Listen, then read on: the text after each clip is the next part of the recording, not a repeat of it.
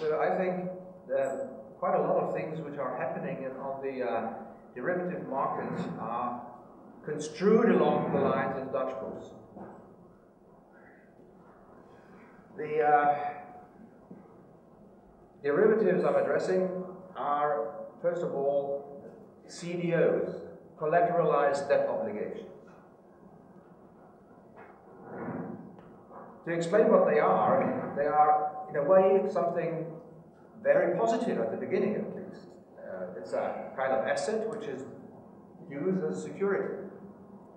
And this has been used for about 20 years to hedge, to protect risks in financial and on the financial market. But only 3 years ago, since 2007, we can really mark the year, these CDOs, these collateralized debt obligations, were used to ruin companies. To ruin companies, to destroy parts of their values, and to counter their operations. How is this possible? Well, first of all, probably because financial mathematics developed in the 19th very rapidly. And one of the new inventions in financial mathematics was to be able to pronounce potential income under certain parameters up to a certain month. So the risk was rather low, and the great gamblers, at least in the big international investment firms like Goldman Sachs or Deutsche Bank, they knew exactly what they were doing. Only very few people were able to understand the mathematical background. So that's a kind of serious business in the background of CDOs. Now, CDOs are not offered openly like other goods. They are over-the-counter business, so they are sold by investment banks like Goldman Sachs and others.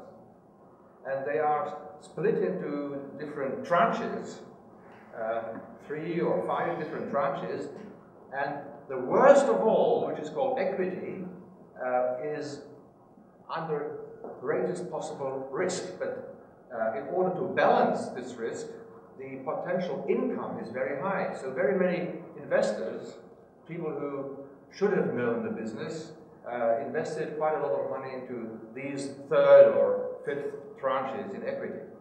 Senior and mezzanine are much better off, but they have lower expectations. So if a whole CDO is going down the drain, the first tranche which goes down is equity. And this was not known by many investors, and some of these investors are now going to court and trying to get their money back with very low expectations. So it's obvious that the customers didn't know what they were doing. It was not transparent to them what they were doing. They didn't have any idea of the risks they were running. Of course, I'm stressing the negative aspects of CDOs, but of course there are legitimate uses of CDOs, as I mentioned, to hedge investments, to keep risks under control.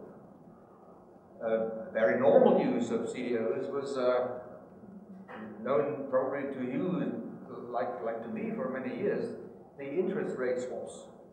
Now, they I think are very important because the normal type banks are offering money to customers, and the income of the bank is based on the difference between the long-term and the short-term interest rate.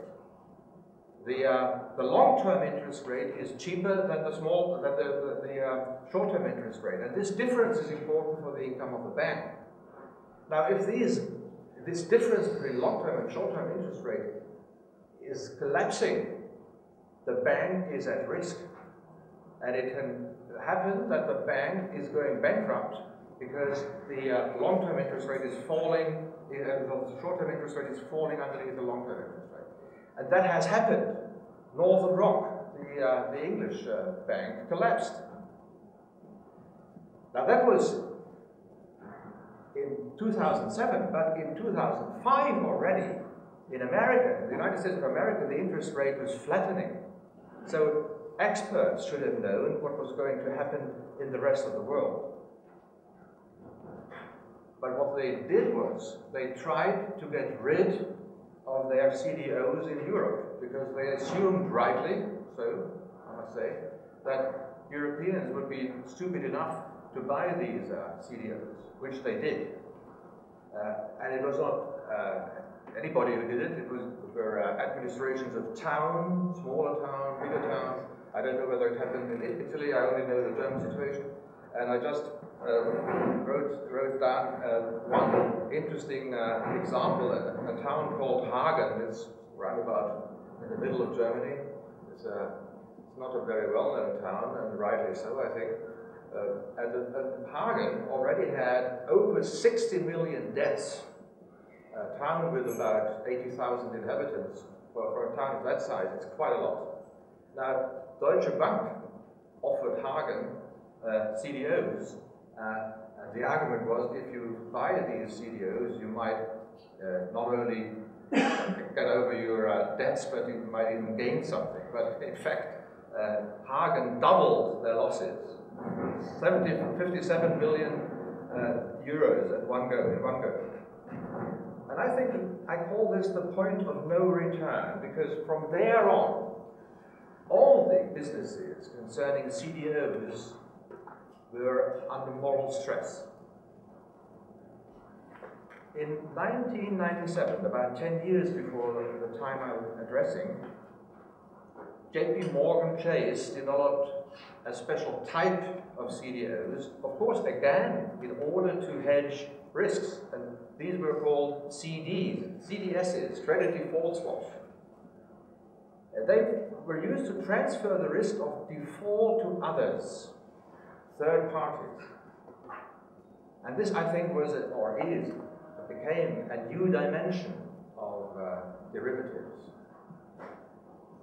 Investment banks were able to bet against whole companies they were not connected with in any kind of respect. So they could bet against companies they were not connected as customers or investors. And they could even bet against towns, or, as we now see, even against nations. That began about at the end of the 90s, and I think these CDSs are, or were, much more dangerous than the interest rate swaps we knew before.